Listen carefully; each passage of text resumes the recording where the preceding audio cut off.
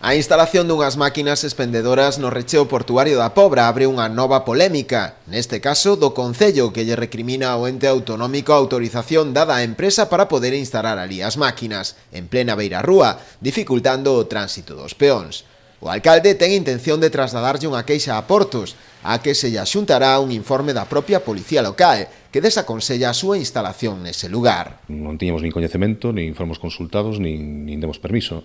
Xa o informe da policía recolle o inadecuado que é a situación, porque interrompe o paso dos viandantes na beirarrúa. É certo que ancha e podes esquivalos, evidentemente, só faltaría, pero sí é certo que obriga, cando hai moito tráfico de persoas, pois pode obrigar a que alguén baixe a calzada con situacións de risco,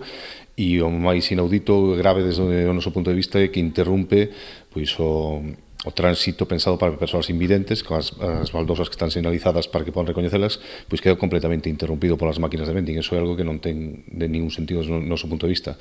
Por lo tanto, vamos a darlle traslado da queixa a Portos e, bueno, que nos den unha explicación, ou o noso que vamos a solicitar é que a instalación a fagan noutro lugar do ámbito portuario, que é enorme e sobra sitio onde podan colocalo, que non sexa no medio dunha beirarrúa, non?